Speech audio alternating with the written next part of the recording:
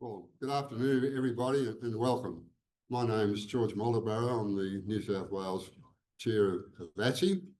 My pleasure to welcome everybody today.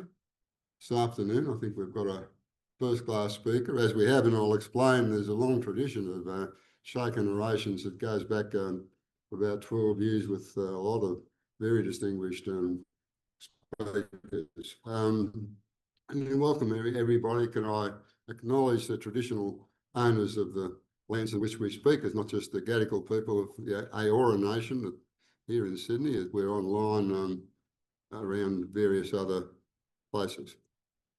So, and I'd like to pay my respects to all the elders, past and present. I'll say a few words firstly about the Chaikin tradition.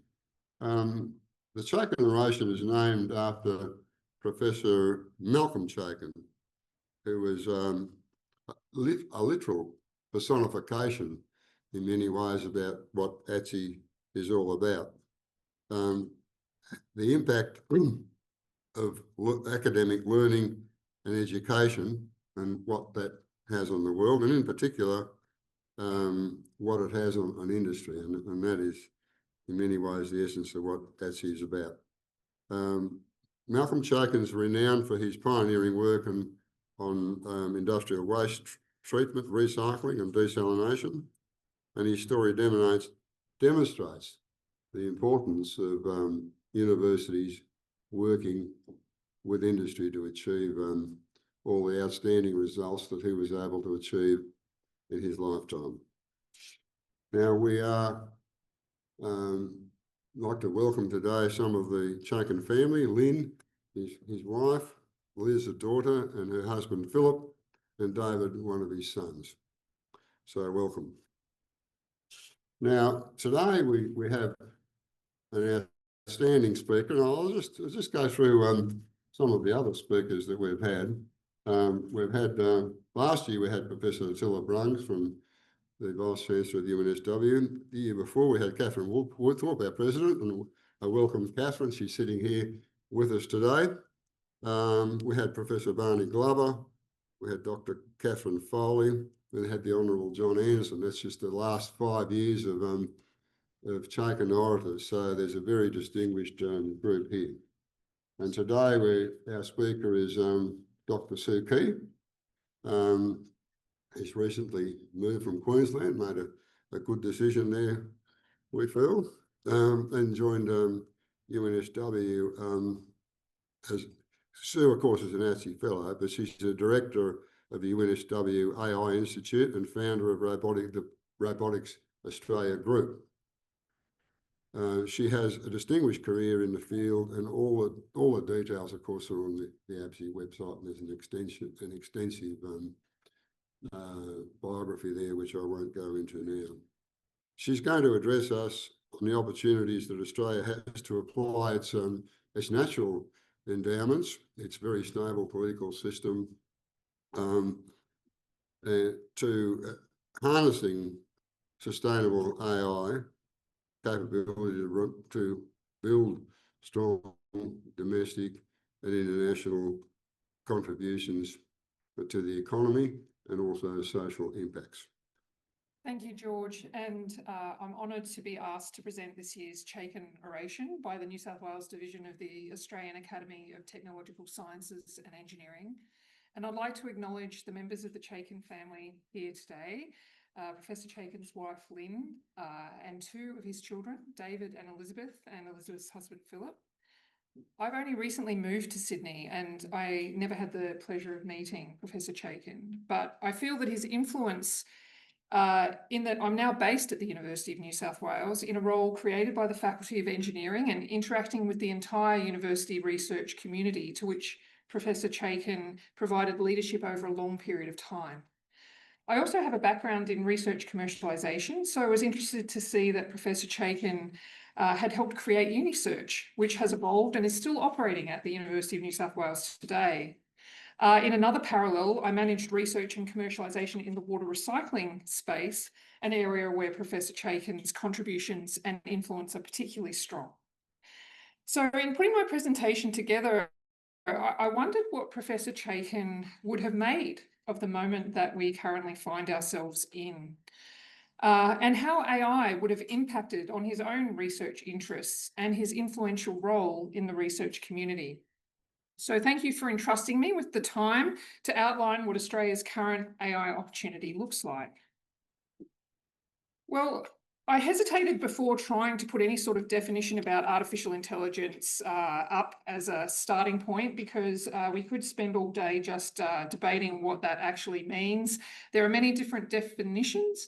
The one that I like is that artificial intelligence is about building machines that can think and learn, somewhat like people, and also make decisions, functioning as thinking machines. But there's been such rapid changes in this field that I actually noticed that this slide was completely different last year. I didn't even have agentic AI on the slide. So it's actually a bit hard to keep up with, what artificial intelligence is and how people are interacting with it and what people think it is. And although George has introduced me, and I thought it might be useful to give a little bit of background as to, why I'm here, who I am, and what, if anything, I know about artificial intelligence. So as you can see, when I was growing up, I did like to cross boundaries, maybe inappropriately. And for some reason, my family thought it was a good idea to take holidays where we went and looked at mine sites. I have no explanation for that, but people do often find it fascinating that I've moved from rocks to into robots and AI. So, my background is actually as a research scientist in the earth sciences. Ended up, I have to admit, if it gives me any kudos, that I actually am from New South Wales. I'm a Novocastrian. I moved. Sorry, anyone from Queensland online. I have given birth to 2 Queenslanders, so I kind of feel that, gives me, again, boundary spanning opportunity. So I moved up to Queensland on a postdoc up to the University of Queensland, and have spent the last 25 years in Queensland. As you can see, I like to describe my career pathway as non-linear, because that sounds better than completely disorganized and unplanned, which is another interpretation that you might have. And so people ask, oh, how did you get into robotics, which happened about a decade ago? And I say it's my sister's fault. So my oldest sister, Andra, is the managing director of Silicon Valley Robotics over in the US. It's an organization that was set up by early successful robotics companies as a way to encourage new up-and-coming robotics companies. So for many years, she was telling the family that robotics was the way of the future, and all I heard was blah, blah, blah. So I ignored, her advice for some time, but then an opportunity came up in Queensland to help set up a new ARC Centre of Excellence, bringing the fields of robotics and computer vision together, the Australian Centre for Robotic Vision. And I rang my sister up and I asked her what she thought, and she told me I'd be crazy not to get involved. And that was quite a transformative experience, because I had the opportunity every day to walk into an operating robotics lab and see all of the really cool and interesting stuff they were working on. But I was left with this sense of trepidation that outside of the walls of our laboratory, no one actually knew what we were doing. And yet I felt that it could potentially have a tremendous impact on the world. And so that's really what has led me into this area. And just to give people a bit of a background, I guess one of the challenges for artificial intelligence and robotics is that, people have a lot of views about what it is based on what we know from popular culture. And, for some of us, our first introduction to this was probably with Star Wars. And what a lot of people don't appreciate about these sorts of films, and I really hope that this is not going to be a shock to anyone in the audience, just hold on. One of the challenges with how we perceive artificial intelligence is that a lot of what we know is really based on human intelligence. So I apologize if you didn't know, but these very useful robots, R2-D2 and C3PO, actually were played by people in metal suits. And so a lot of the capabilities that we think that these technologies have are really not at all representatives of the technology themselves. They really are just the capabilities of people. So that's a challenge in terms of having people understand what artificial intelligence actually is. And the other challenge is that, for a lot of people, I think particularly in the robotics space, we've felt that we've been on a tipping point for some time where robots will go from the, kind of isolated areas of our manufacturing plants and robotics laboratories and become a lot more common out into the world that we inhabit. And there's a number of reasons for this. And a lot of it has to do with the tremendous increase in computer processing power that has occurred since the world's first supercomputer, the ENIAC, was built in 1946. And as you can see, over that length of time, we have significantly improved the power. We have been able to make these devices enormously cheaper, smaller, lighter, to the point where the power of that ENIAC computer, we all have, times 3 billion in the form of mobile phones that we carry around in our pockets.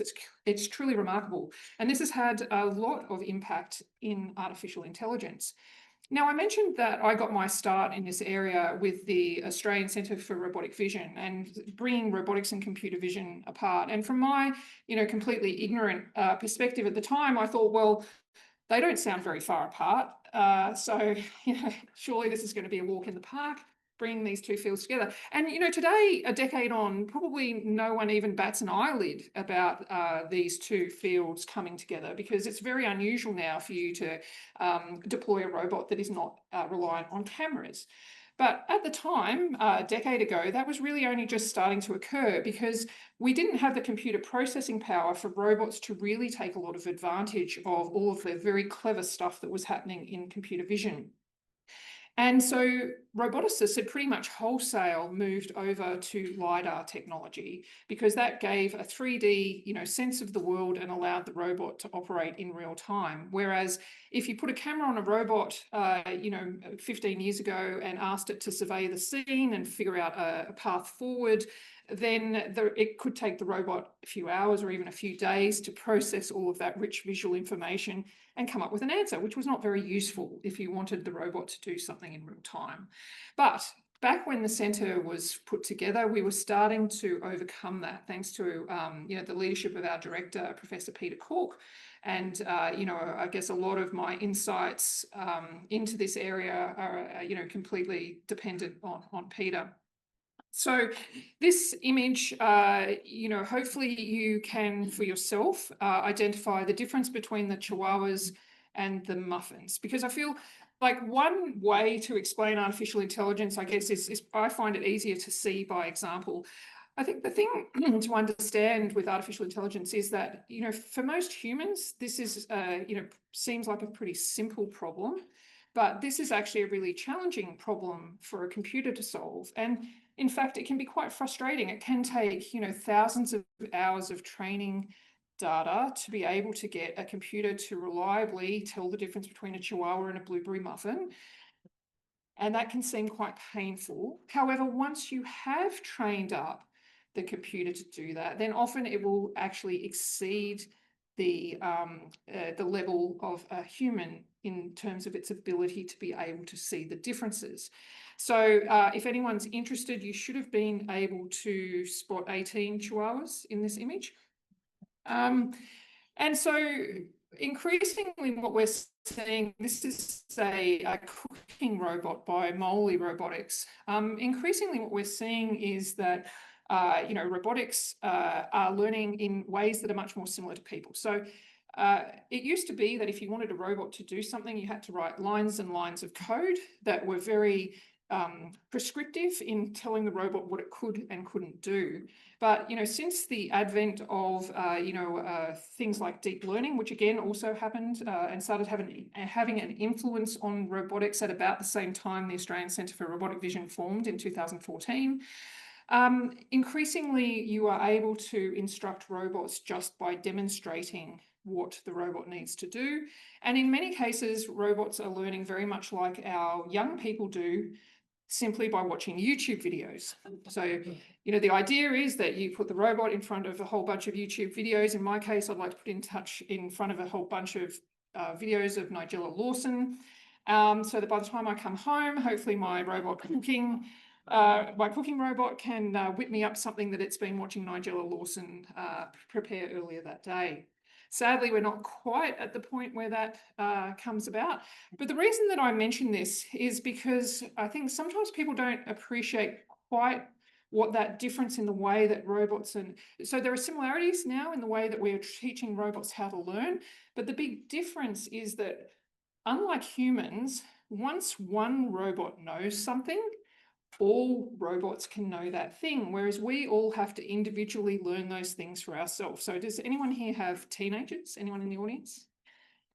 I often think that it would be great if you could just transfer all of that knowledge, particularly all of the mistakes that you wish you hadn't made when you were a teenager, and just sort of transfer that knowledge into your teenager's brain to prevent them from doing some silly stuff.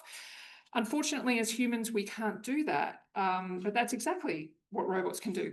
And the reason that's important is that if one robot if all robots can know something that one robot knows, then you can achieve scale. And so, as you can see, these robots are all doing the same thing. So how is that actually practically useful? Well, a problem that we need, what it means is that we can actually deploy these sort of technologies to solve problems that need to be solved at scale. And a challenge that we need to solve at scale are, things like the protection of the Great Barrier Reef. So this is an underwater robot called RangerBot that was developed at QUT University. It's a vision-guided underwater robot that can not only survey the reef and check for damage, but it can also actually look to reduce the number of crown-of-thorns starfish on the reef, which unfortunately are eating our reef at the moment. If you're not aware, the Great Barrier Reef is actually the size of Italy. And so we cannot possibly send enough divers, even if it was safe to do so, to help remediate some of the threats to the reef that are currently existing. The other thing that they're looking at what this robot could do, as our ocean temperatures rise, coral is increasingly spawning in areas where the water temperature is too warm for the coral to then grow. So they're also investigating how you could use robots to actually move that coral spawn further south into areas where it's much more likely to grow. So this is a great opportunity, but as you could imagine, it would require a whole bunch of robots to be able to implement. And we certainly can't do that sort of work with humans alone. So just imagine all of the other great challenges that we face, that if we were able to deploy scale and get robots or artificial intelligence to help us, that we might be able to solve. And I guess the other thing that a lot of people,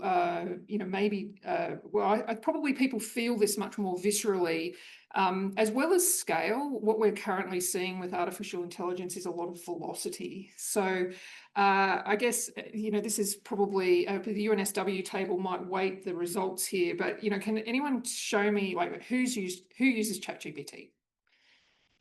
I'm surprised the UNSW table isn't, 100%. But anyway, okay, so keep your hand up if you use ChatGPT within 5 days of its release.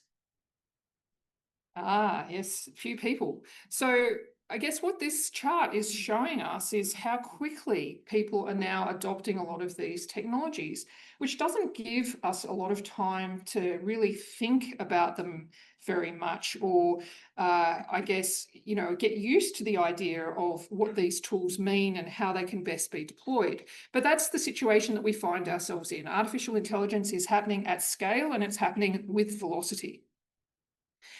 And the good news is that despite our government's best efforts to discourage this, Australia still ranks pretty well in terms of our AI research. So in the white chart, unfortunately, we're not the top line, but we are the line that's kind of second in the light blue-green. Australia ranks, our research intensity in AI is higher than the global average. The league table that I put there doesn't include US and China, which is a bit of a cheat, but you can see that we rank pretty highly amongst many of our peer nations in terms of our share of global AI research output, which is a good thing. But how do we make sure that we can keep that? Now, I was hoping back in 2017, Canada really led the world by putting out what they called the Pan-Canadian Artificial Intelligence Strategy. And they started to invest billions of dollars, first in the Vector Institute around one of their key researchers, Geoffrey Hinton, who you may have heard of. And they started, it made the rest of the world, it was like dominoes falling. You know, you started seeing a lot of countries putting out AI strategies, starting to invest heavily. Now, that was 8 years ago. And sadly, I'd have to say in Australia, we're still waiting. So I was hoping that there would be some money raining from the sky after this announcement in Canada about what they were planning to achieve in AI, but it still has not happened here in Australia. And yet you would know probably from the results of the last election and a lot of the commentary in the media that Australia does see AI as critical to our productivity. And in fact, our Productivity Commission states this. However, they also state that Australia should AI is critical to Australia's productivity, but essentially that we should just buy it off the shelf, which is a position that I fundamentally disagree with. And one of the other challenges, which I don't think gets enough attention, is the little ticking clock that I put in the corner there. And that is that there is a lot of evidence that suggests that if you delay deploying artificial intelligence in your business operations, if you don't have the AI capability in your country to help make that transition into an AI first economy, you lose the benefits. The more you delay, the less the benefits accrue. And so there's a real time component to this that's been missing. You know, Australia has pretty much been sitting on our hands for the last 8 years, waiting for some direction. So what has happened in that intervening time? Well, there has been some work, particularly in the robotics space, having a look at trying to quantify the economic benefits of some of these things. This is a little bit robotics weighted because this is my kind of area. I helped put this robotics roadmap for Australia together in 2018 to try and define a lot of what our capability in this space looked like, because unfortunately it's not something that our Australian Bureau of Statistics collects data on. We actually have very poor knowledge of our AI and robotics industry in general. There was an ethics framework released by the CSIRO. I commissioned a report around the economics of robotics and automation in Queensland, which, as I mentioned, shows that the more you delay the deployment of these technologies, the less benefit you accrue. We have had an AI action plan released, but frankly, that means that we spend about $10 million a year in AI programs in Australia here. Since done a couple of different robotics roadmaps. CSIRO put out something around foundation models last year. The Kingston AI group, which I'm also a member of, has done an economic assessment of the benefits of AI. As I mentioned, the Productivity Commission has talked about the benefits. Our Australian Academy of Science has been ringing some alarm bells at the fact that we have not upgraded our supercomputing capacity since 2018. We have, fortunately, got a national robotics strategy released last year, although with no funded initiatives attached. There's been some more robotics roadmaps, some work on trust in AI, some work by the Business Council Australia on AI came out earlier this year. And most recently, the Australian Academy of Technological Sciences and Engineering has released a report that really highlights the need for Australia to be investing seriously in AI infrastructure after 8 years of notable underinvestment. And where has that got us? Well, we lead the league table of the world in fear of AI here in Australia. And that is not a good place to be. I don't know, probably if you're not in AI, you might not have noticed, but before the last federal election, neither side of politics even mentioned those words, artificial intelligence. And yet now it kind of seems like you can't open the paper up without there being talk about it. Now, it's a good thing that we are talking about it now, but in some ways we're 8 years behind the rest of the world in this, because I think one of the things that holds us back and the reason that we see this fear of AI amongst the Australian community is simply because we have not been able to talk about it.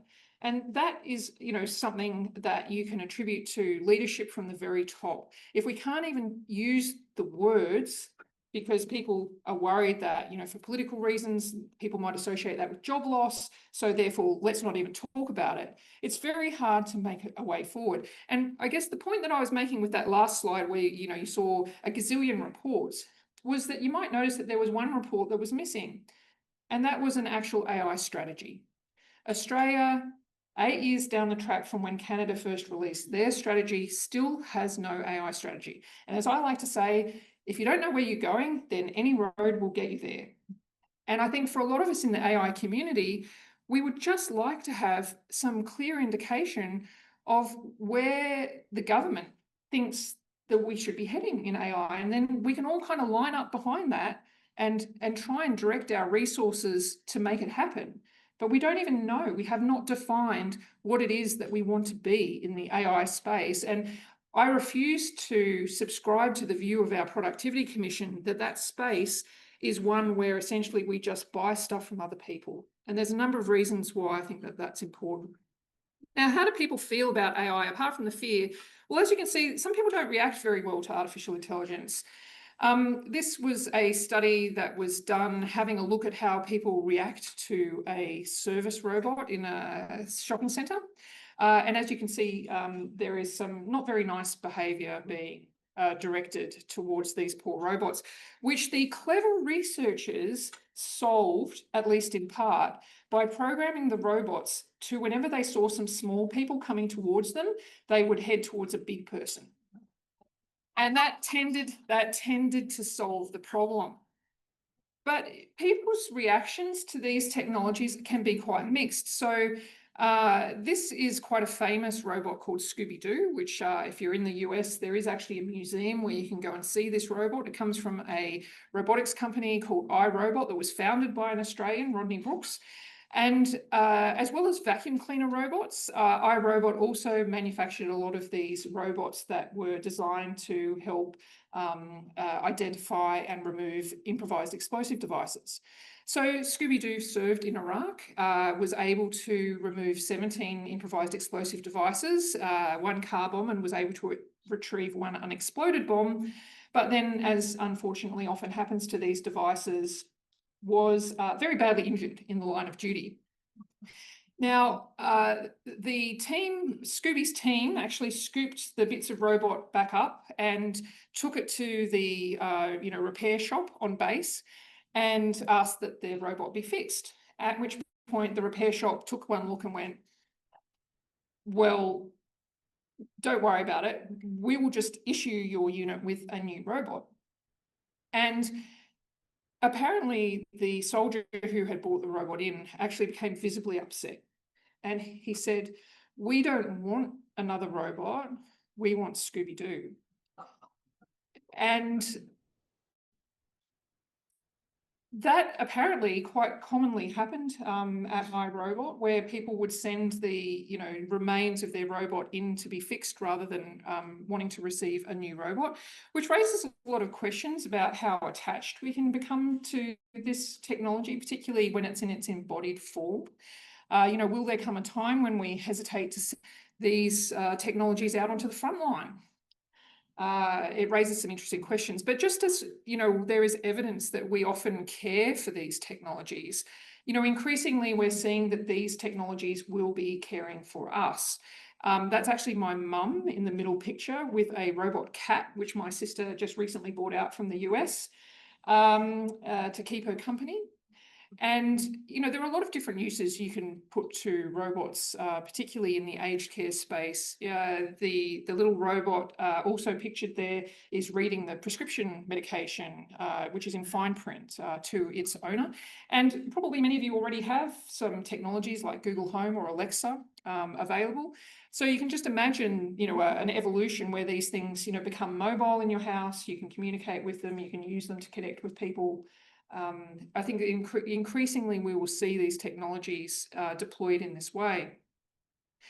And as all of these technologies are emerging, then, what we are currently seeing is that the demand for compute is growing twice as fast as chip efficiency, which means that there is a lot of demand for the development of new data centres, which you might have heard of in the news. And for Australia, I think this is probably an underestimate. It has been suggested that by 2030, we're going to need about $26 billion worth of investment. Fortunately or unfortunately, we already probably have about 50 billion of that lined up through investments like the one that AWS are making into building data centers into Australia. There will probably be similar level investments from Microsoft, maybe smaller investments from Google. But there's a lot of money going into this area. And, oh, sorry, I don't know why there's a bit of a spot there. The future of AI is what that is supposed to say. But what has not been considered in a lot of this is, why is there going to be 50 billion or so foreign investment into building data centers in Australia? These companies are not investing in Australia out of the goodness of their hearts. It's because they're going to be making a significant commercial return. Why is Australia such a sought after location for data centers? Sorry, that's just a data center. Well, there's a couple of reasons. So if you weren't aware, Australia actually has really good connectivity with the rest of the world. So we have submarine cables to all of the major markets in the world. And we have a lot of other strategic advantages as well. So we have a lot of land available compared to many countries. We're considered politically stable. One of the other really attractive features of Australia is that we have a lot of renewable energy. So if you're a company that wants to be able to say that you are buying compute and you're doing so in a way that is not going to influence your net zero targets, then being able to buy compute from Australia is going to be a good deal. And while you may not feel this when you pay your electricity bill, Australia actually has very competitive electricity prices.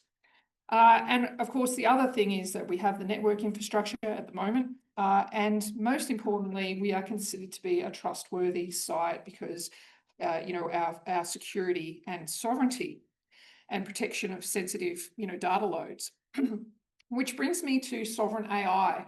Now, this term is becoming very misused here in Australia. In our defence forces and for many people in our government, describing something as sovereign AI means that if you are in Australia, you can get your hands on it. Now, that's not how I think many of us would interpret sovereign. So I put my own definition up there, which is a little bit adapted from the ATSE report, in that, I think what sovereign AI is AI capability that's developed, owned, operated, and controlled by Australians, powered by local talent and sustainable computational power. And this is really, I think, where our comparative advantage and where a lot of economic opportunity lies if we actually are just brave enough to take that opportunity. And there are a number of reasons why we should be concerned about making sure that we have sovereign AI and that we're investing in this space. And hopefully they're fairly obvious. It's about preserving our national interests. At the moment, does anyone else get frustrated if you are using any AI tools and it automatically spells everything in US English? It doesn't understand a lot of the Australian context. And until we actually start to take control of some of this, that is exactly what we are going to continue to be served up. We are not mini America. But we are kind of at risk of that happening if we keep allowing, increasing our reliance on technologies that are not built here in Australia. The other benefits of sovereign AI is it can be locally customizable. I mean, there are also a lot of opportunities for us to help preserve Indigenous languages and culture if we are to invest in developing AI models in this space. To my mind, it increases our tax base if we are encouraging AI companies to be developing here. It helps us protect our sensitive data. We have a lot of sensitive national data sets, in particular in the health space, which we shouldn't be opening up to foreign companies to get the value out of. Because unfortunately, once you do that and you unlock those data sets, the value is gone forever. You never get it back. So I think we really need to be having some serious conversations about what are the AI models that it's critical for Australia to be producing? How are we going to preserve our national data sets? And how can we actually create value from them? It's also important from an information resilience point of view.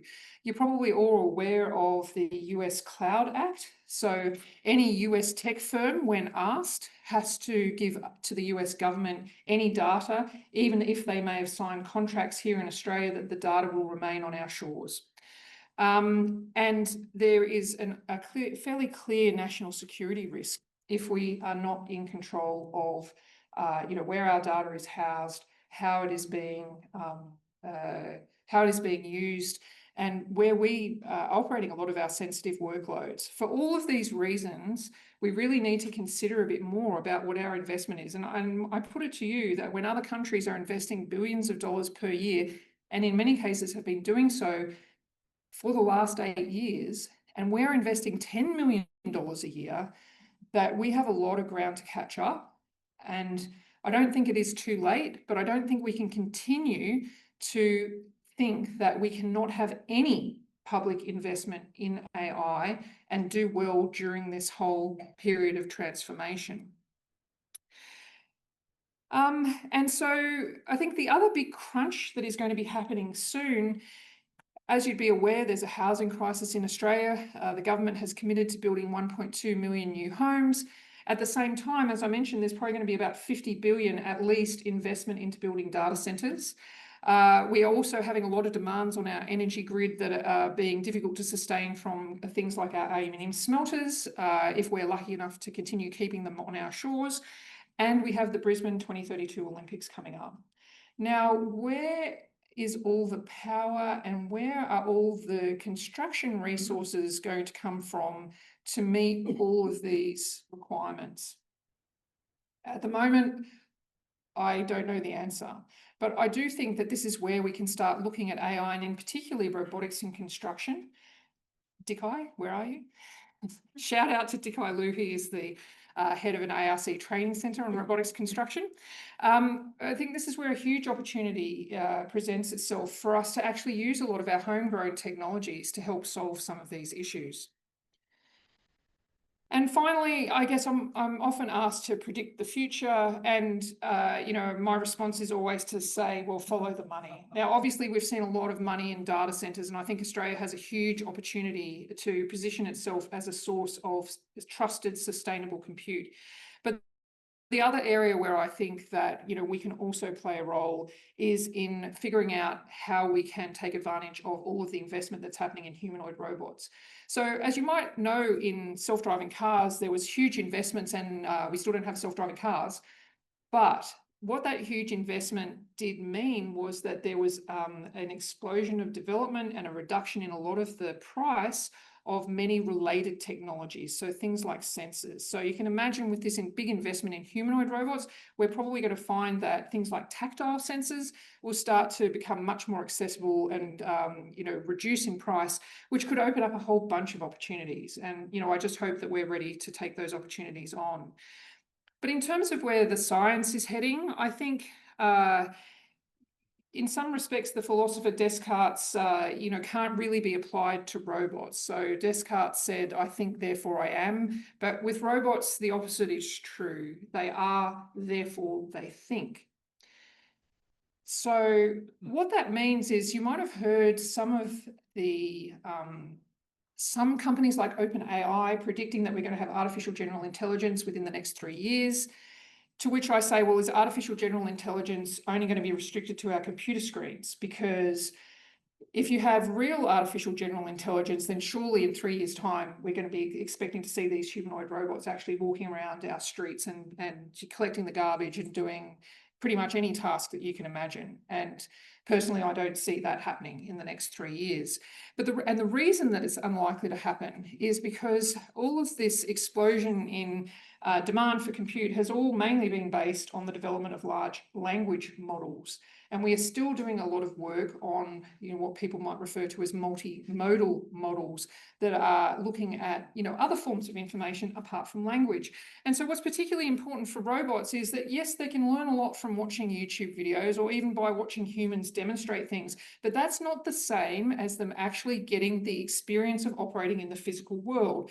And the analogy that I like to use is English Premier League football. I like watching English Premier League football. but no English Premier League football club's going to sign me up to play. And that's because while I might know a lot about football from watching it on TV, that is no replacement for actually getting out on the field and playing yourself. And it's exactly the same with robots. Until we are actually able to collect sufficient information, not just in simulations, but from real world experimentation, it is still going to be some way until we're actually able to see robots becoming truly useful out in the physical world.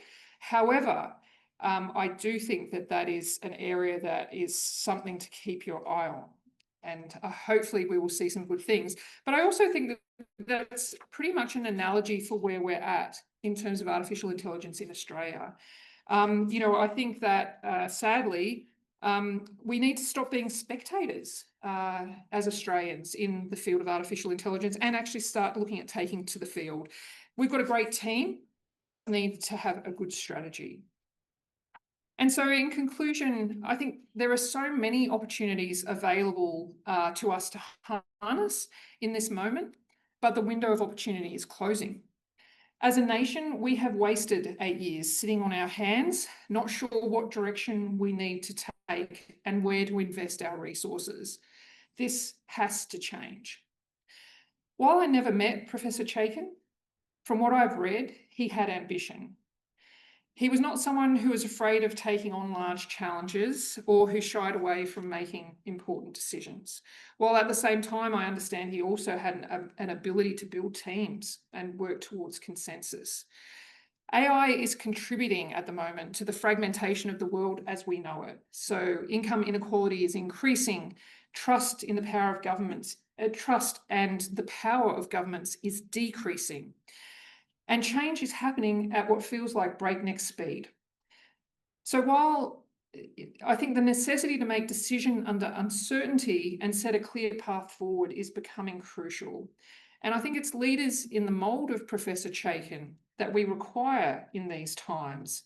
And I'm hoping that Australia can find them. Thank you.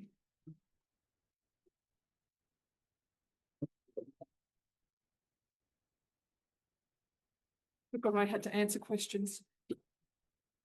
So there's a very rich trove of information there and a rich field for people to ask questions. So you now have an opportunity for the next 20 minutes or so.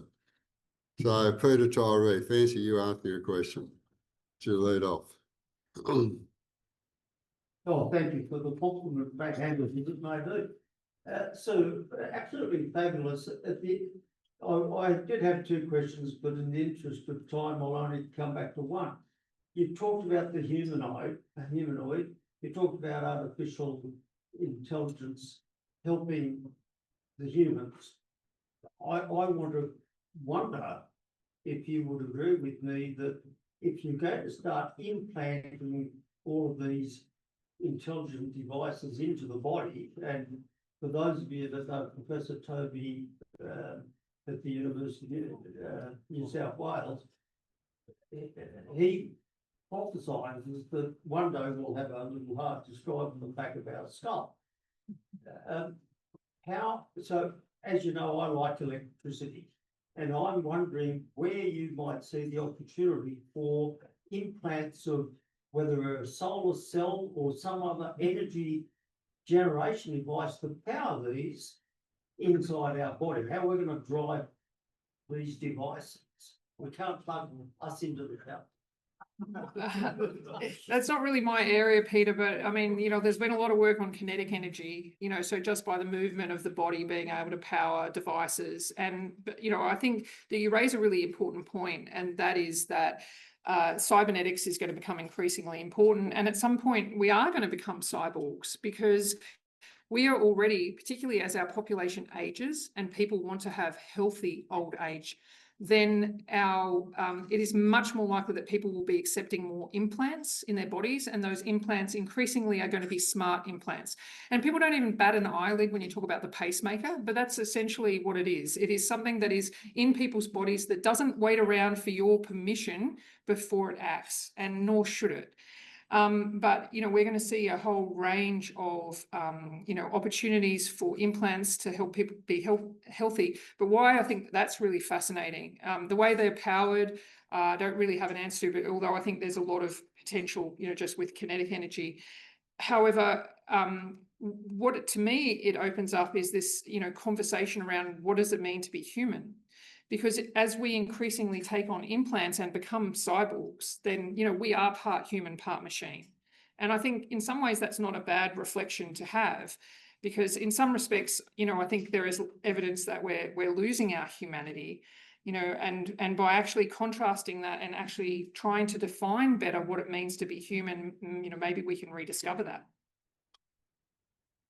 Gentleman in the blue jacket. Yes, thank you. I share a great deal of your enthusiasm, particularly in the medical space.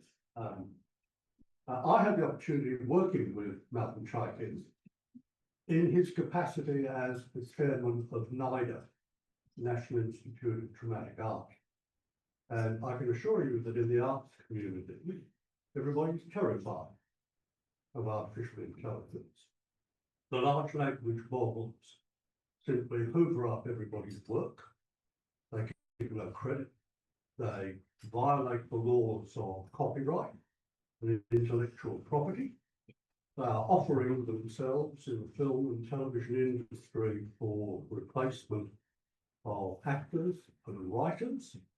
And whatever advantages may accrue in other areas, the matter you've mentioned in terms of humanity and in terms of the cultural space, I see AI as nothing but a threat.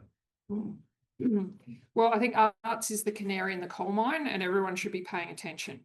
So you're exactly right. I think at some point there will be a corporate reckoning around the use of AI models that have breached copyright. And if you actually go into the details of how a lot of these are trained, it's quite unethical as well.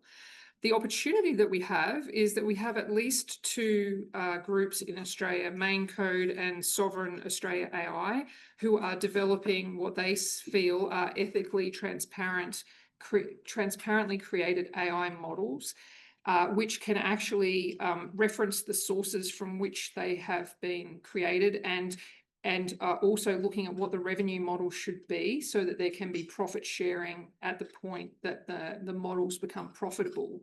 Now, what a lot of people outside the arts community might not appreciate, to your point, is that it's not just about the stealing of the data in the first instance. For groups like Spotify, now obviously there was a big change for the music industry when there had to be negotiations about how much people would receive in remuneration for their songs being played on Spotify. But now I think it's up to 40% of the new music that is being uploaded to Spotify is AI generated. And that is all based on stolen music. And so not only were the original creators not being reimbursed in the first instance for training those models, it is now AI is actively competing with them in the only spaces where they can generate revenue. And so to me, I share your concerns, and I'm not saying that we should just thoughtlessly pursue artificial intelligence, but it is a wave that is going across the whole world that we have to find some way to surf. And I don't think we're well served by not investing in our own ethical, transparent models. And unfortunately, we are in a situation where, because we are not investing, we're losing a lot of our AI talent. So we won't even have the people left here in Australia who can help us navigate through a lot of those tricky waters. So there's a couple of different issues there, but I agree with your concerns about copyright. But at some point, for all corporations that really take their ESG responsibility seriously, then they need to be answerable if they are starting to build a lot of AI on top of these models that arguably are unethical.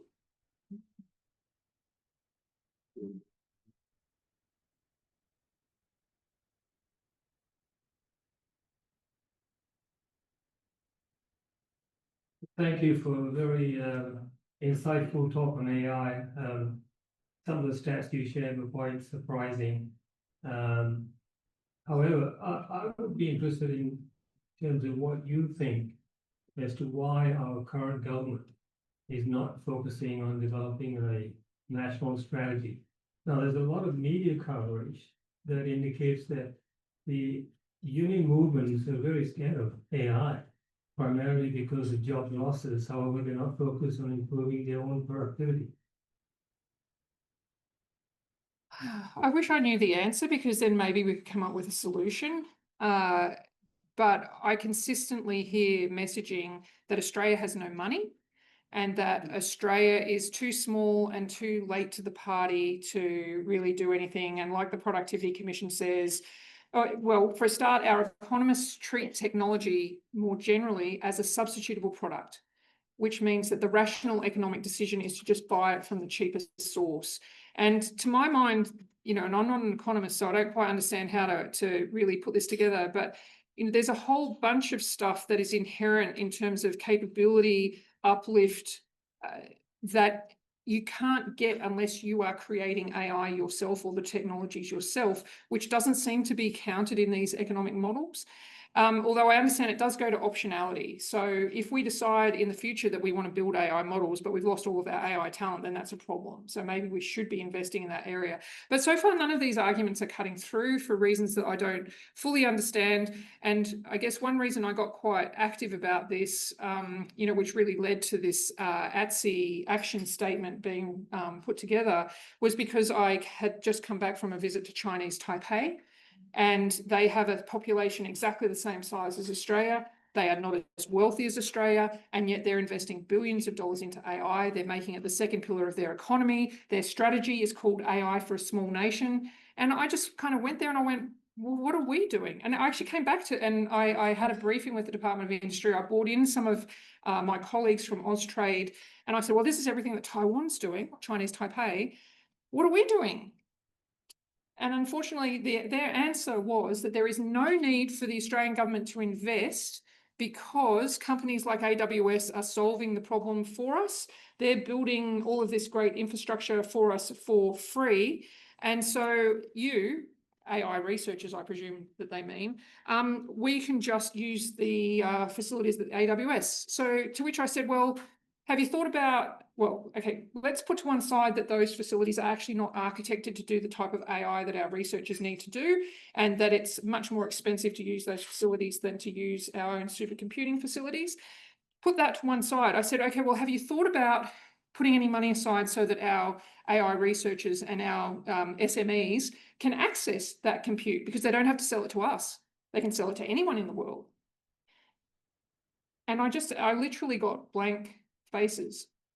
So I know that their thinking has evolved on this, but there is still this barrier to overcome where there is seen as no necessity for public investment because they feel it is a problem that industry is solving.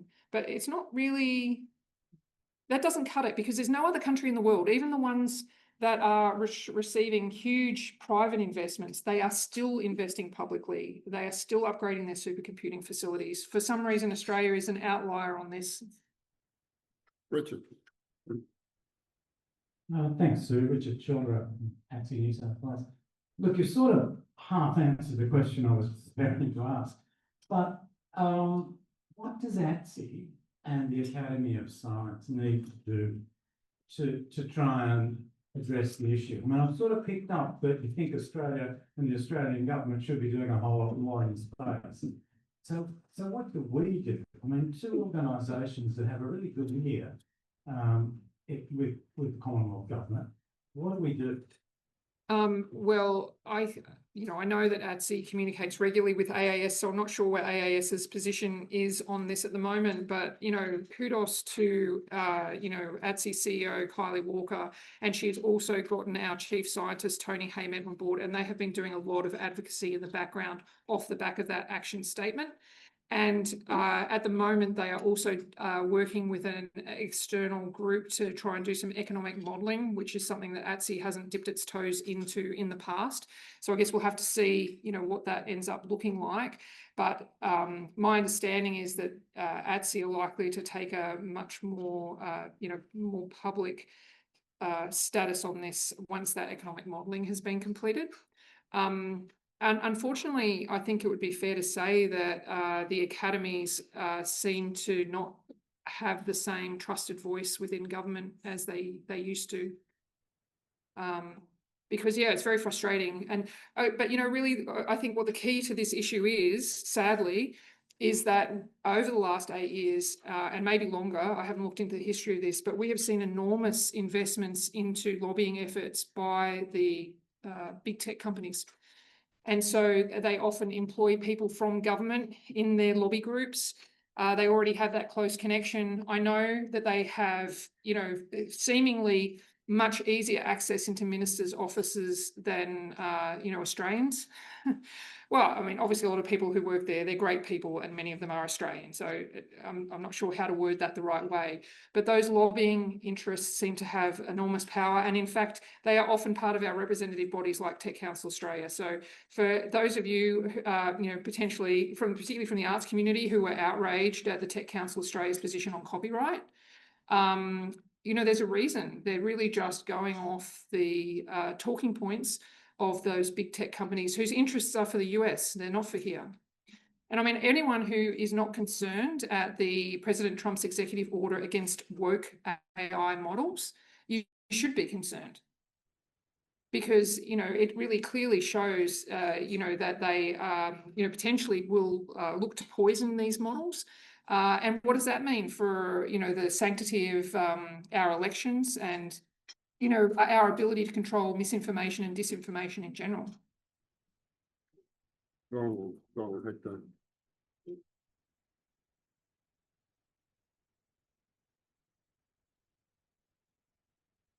Thanks very much for a great talk. It was very interesting. Having been caught up in a couple of sensitive data breaches, the most recent of which is this morning, I wonder, what are your views about how the influence of organised crime using AI with ever more sophisticated methods?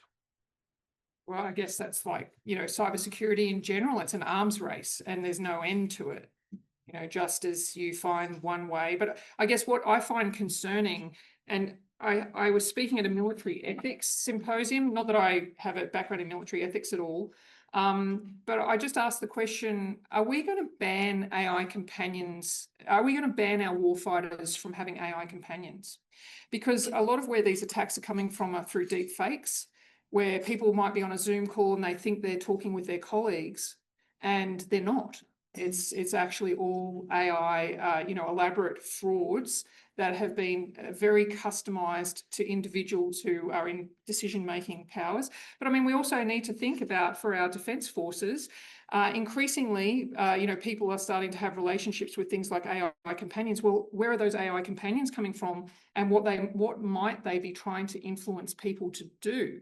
Particularly people in sensitive situations. So again, to my mind, this is a national security issue. I don't understand why we're not investing a lot more into making sure we have onshore capability that understands a lot of these risks and understands how you might be able to combat them.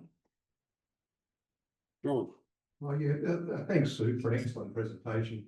I come from the automotive research and development space, and I follow the full self-driving stuff fairly closely for obvious reasons. We're actually involved with developing steering for cars, which is amazing. After 50 years, we mightn't actually be steering cars anymore. But I asked a fairly specific question about sort of nuts and bolts of AI. I mean, you've got sort of Tesla was using the visual field to train a neural network that they've developed. In fact, when you buy a Tesla car, you sign a declaration which allows them to use the visual information around your car and the various inputs to the steering and pedals and things to actually train their model, so that the car can therefore learn over a period of time to steer itself.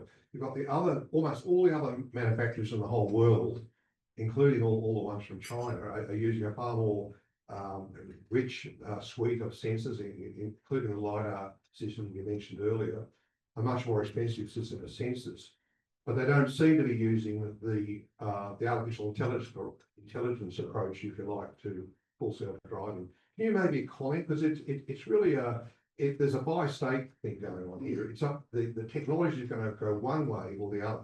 It's going to be full visual or what's going to be visual plus a lot of other sensory information? Which way do you think the tech is going to go over the next 10 years? Well, I guess I don't know the answer to that, but I know my personal bias, and that is I would never buy a Tesla, because I think it's just crazy to rely on only one sensor when you have a suite of sensors available. Yep. And robots fundamentally aren't people. So on the one hand, I get that argument that, Elon Musk is making, that humans do all this stuff and really it's with our eyes. But is it actually really with our eyes?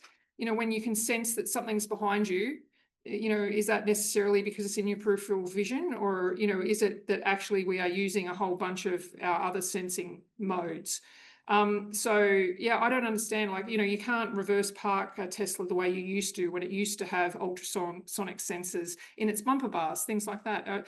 I don't understand why you take away that functionality, apart from the fact that cameras are now the cheapest sensor. So for cost cutting means, it makes sense to try and have a car that is purely vision oriented, but I've always thought that was a stupid idea. But then I thought humanoid robots were pretty stupid, and then yeah, look where we are. So I think we've got time for one more question, gentlemen over here, and then we'll wrap it up.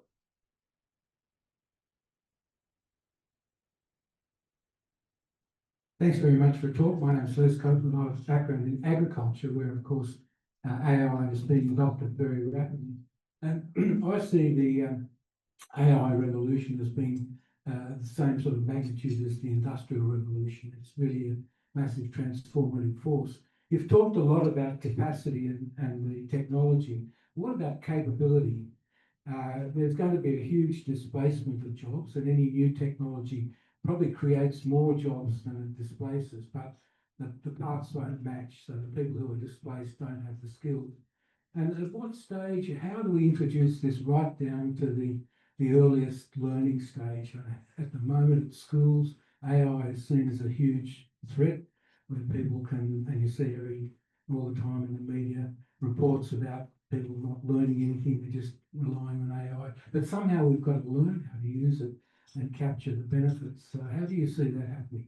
It's about the capability rather than technology. That's a good question, because it's very hard to put guardrails in place. As you know, how much should we allow young people to have access to these tools? In an ideal world, then yes, they should be able to access them so that they can learn more about how they operate. And obviously UNSW is associated with Day of AI, and so a lot of thought has been put into developing educational materials. And I think we fundamentally have underinvested in the professional development of our teaching profession. Because we're expecting them to be able to keep up with all of these developments and then train our children. So I'll just give you one example. In Queensland, robotics and coding is actually compulsory, but they announced that, and that's all great, but they didn't actually put any programs in place to upskill the teachers who are required to teach those subjects. So that's where I think we need to start. But I think we also need to be careful that you need to think in whose best interest it is for us to be solely reliant on the creators of the technology. It's not necessarily in the best interests of some of these companies for us to be able to ask those questions. And you can see from the pushback that we get around our social media ban that there is quite a preparedness to try and subjugate our values, for want of a better term. But the point that I make, because sometimes the whole social media ban can get people quite agitated here in Australia, but the point I try and make is we wouldn't need to have a social media ban if these platforms were put together in ways that they didn't create harm. And so my hesitation in how much you give children access to learn about AI is that we need to be developing safe platforms for them to learn from, and I don't think that we're quite there yet.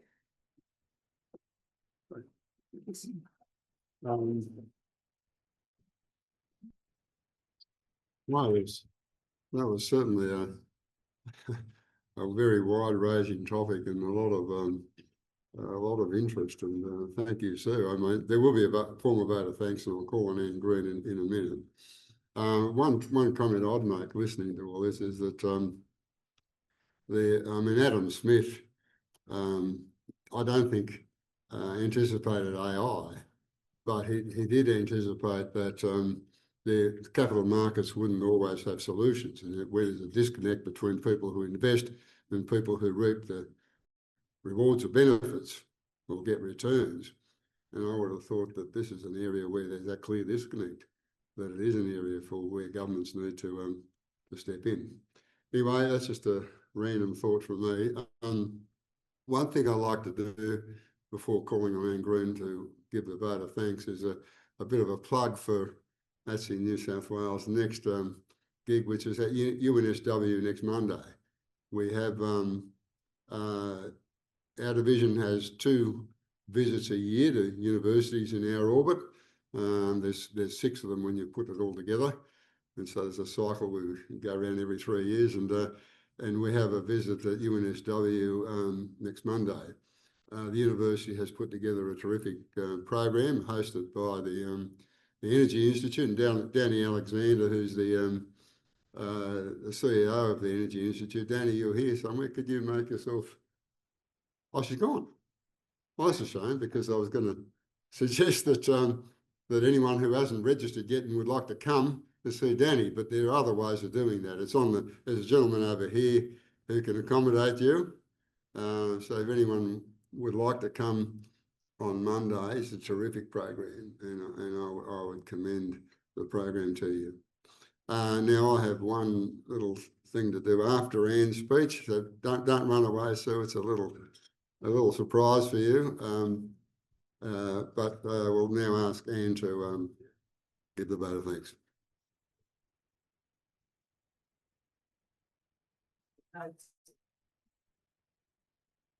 It is a huge pleasure for me to thank Sue for such a thought-provoking speech by a fellow Novocastrian. Great. And it was interesting to hear how you linked your speech and your thoughts with Malcolm Chaikin. I think it's the first time someone has done that so profoundly and so well. So it was great. However, the last part of your talk has been fairly sobering. So all of us are going to go away thinking, sovereign AI, we haven't invested well, misinformation, disinformation. So those of you who have some influence, please do something to restore not only the trust in scientists and technologists and engineers, but actually, if you have any way of affecting this, please do. So you said, what does it mean to be human? Yeah, my hope is that things like empathy, creativity, sort of critical thinking, we still haven't given that to robots, and hopefully that will not happen. So it was a really, really interesting talk. I've learned a lot. I'm sure all of us have learned so much about where AI is, where our government strategy is not. And if we can do something to, I guess, be people to spread the word on how important a clear strategy is, how important it is for us to do something for us, then that will be something that we have all learned and will benefit. So thank you for an absolutely superb talk, and also for answering all the questions so brilliantly. Thank you.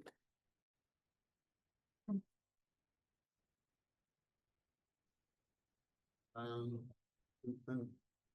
now one more thing, it is a tradition, the Chaikin Oration, to give our orator a medal. Now, Sue, if you come up, and it's my pleasant duty to bestow on you our medal. Vic Bell's going to take a photo. Oh.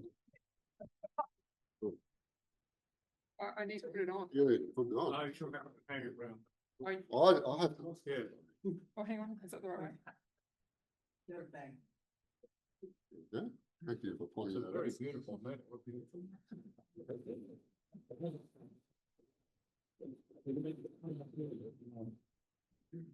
Away from the I don't want to glare from the window. Move along. This is very professional photos. And there's a Catherine still. Okay, Anne, would you mind?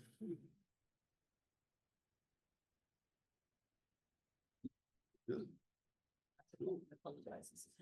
Now, if you move a little bit this way, I can get you all in front of the whatever that is. You'll have to move a bit further out. This way? No, the other one. Oh, sorry. That should be enough. Thank you. Thanks, Doug. Okay, and that concludes today. I should mention while Dick Kell's up, and Dick is, I should in the vote of thanks mention that Dick is an organiser of this event and many other events during the year. All these lunches we have that are excellent functions and do draw significant crowds, both from our division but also from the club, which is our host today. So Dick, thanks very much for all your efforts.